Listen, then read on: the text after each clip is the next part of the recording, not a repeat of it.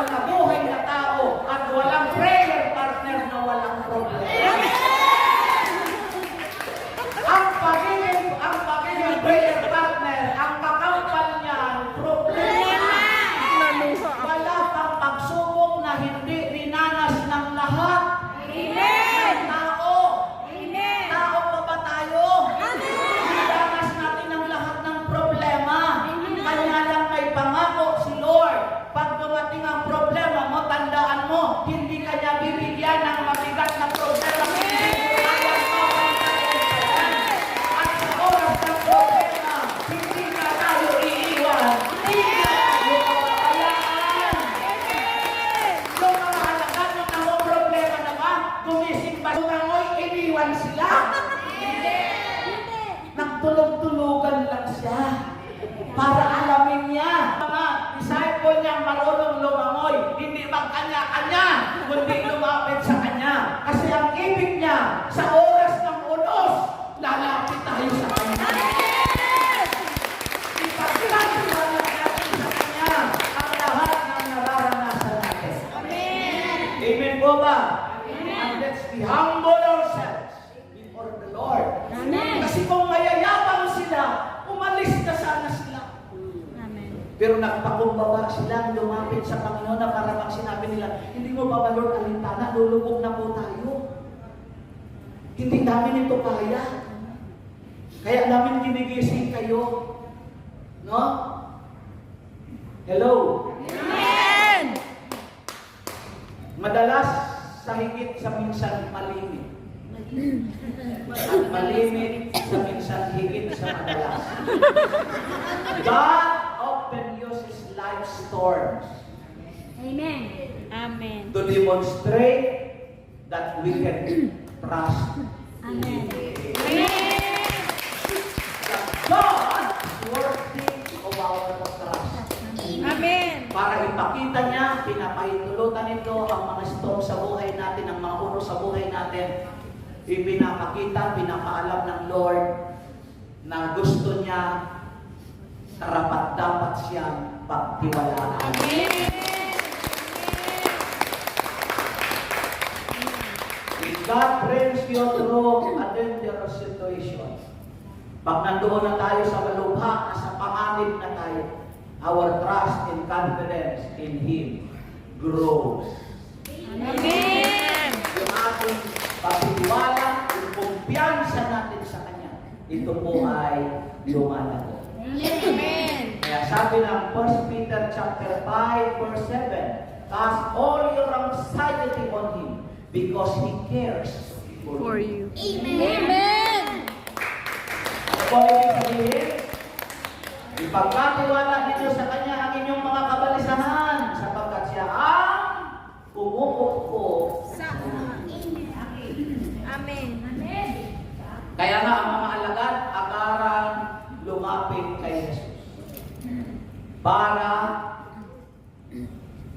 yung kanyang paglapit kay Jesus sa kanya, para ilagay sa kanya ang pangangasiwa.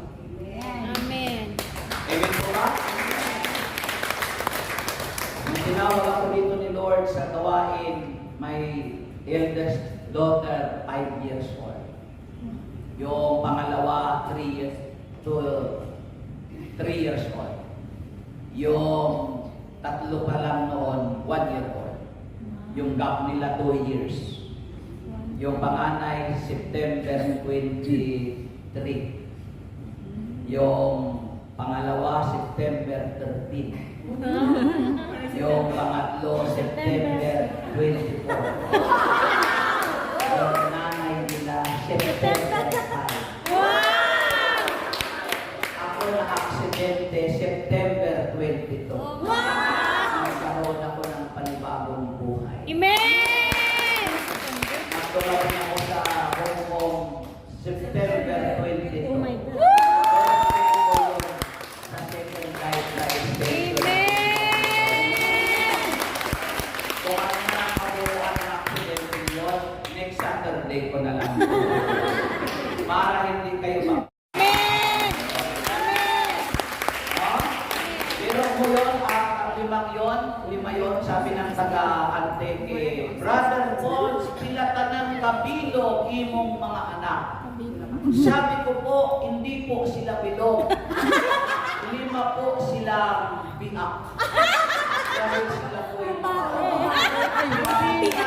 pinangatan ng kabilog, hindi na sila bilog. Sabi ko, sister, wag pa ulit. Yun pala, tinatanong ako, ilan ba sila lahat? Ay, pasensya naman, hindi naman tayo nagkaintindihan. Pinakabilog. Diba? Pero nyo, hanggang sa ngayon, lahat po yun professional na sila. Eh, kasi mo, napakaganda naman ng trabaho ng asawa mo. Ah, napakaganda talaga. Sa magandang Pilipinas. Napakaganda ng trabaho niya. Manganak at magkakura.